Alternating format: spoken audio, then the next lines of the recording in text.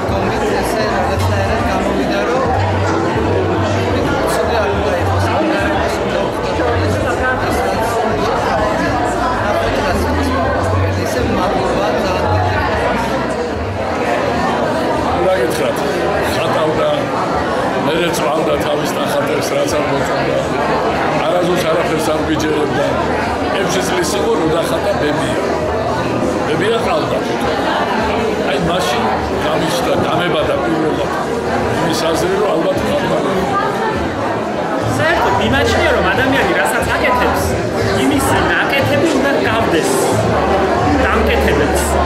ეს ის შემთხვევა